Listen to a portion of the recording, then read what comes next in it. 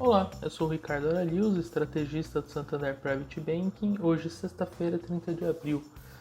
Depois de um dia bastante positivo na quarta-feira, né, quando os mercados locais se descolaram em relação ao exterior, ontem a gente teve uma reversão desse processo, né, mas quando a gente vê o Ibovespa, ele continua ali acima dos 120 mil pontos, que tem sido sim um suporte importante para o indicador, ainda que a gente não veja, né, catalisadores suficientes para fazer com que a gente veja o índice indo além, muito além desses níveis, né? As máximas recentes ficaram ali em torno de 121 mil, quase 122 mil pontos, né?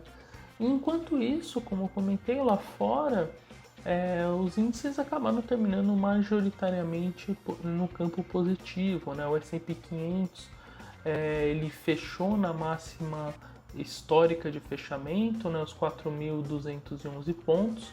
Né? E quando a gente olha outros índices, como o Dow Jones, e a Nasdaq, eles também tiveram um desempenho bastante positivo. Para que tudo isso aconteça, né, tenha acontecido, favoreceu sim a divulgação do PIB dos Estados Unidos, né, que mostrou um número bastante robusto no primeiro trimestre, que se somou também àquelas declarações do presidente do Federal Reserve, né, que é o Banco Central Americano, dizendo que ainda é cedo para se falar numa redução, né, dos vultuosos estímulos monetários que estão presentes hoje nos mercados. Então tudo isso ajudou a manter esse impulso, né, no apetite ao risco global, né, e a gente vê esse movimento.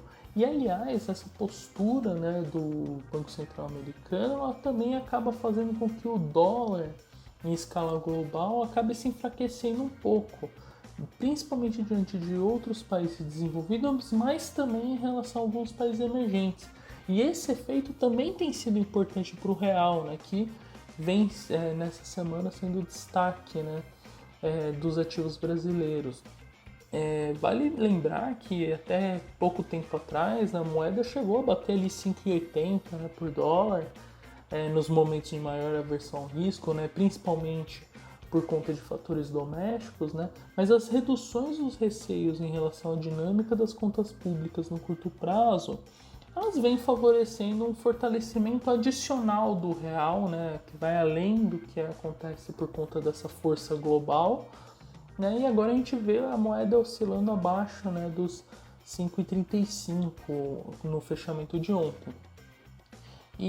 Mas também outros fatores que estão ajudando, né, a moeda a ter de fato esse comportamento. Né? O primeiro é um que nós já vínhamos defendendo em algumas nesse fórum, que é basicamente a questão de fundamento. Né? A gente tem um menor déficit em transação corrente, né, por conta de uma balança comercial também muito favorável, mas outros componentes também ali dentro estão melhorando, e isso implica numa menor necessidade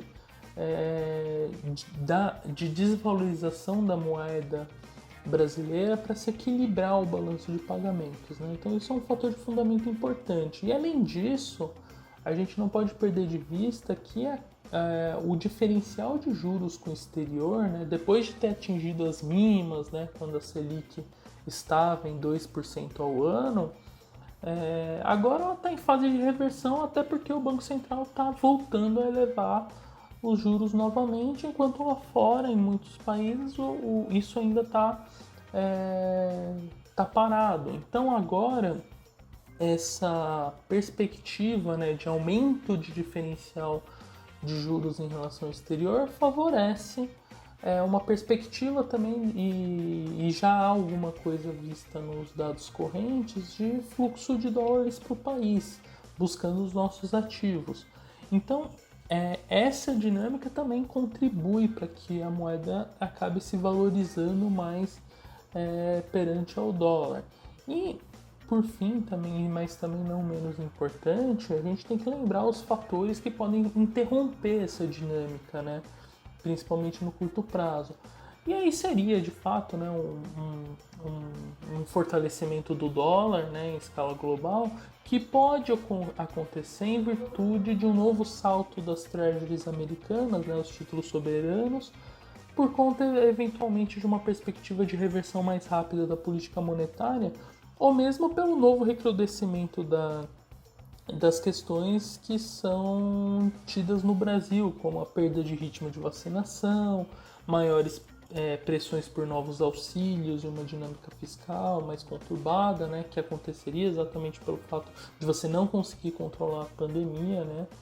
Enfim, essas coisas elas podem voltar a pressionar a moeda mais para cima, mas por enquanto os fatores de fundamento eles têm prevalecido.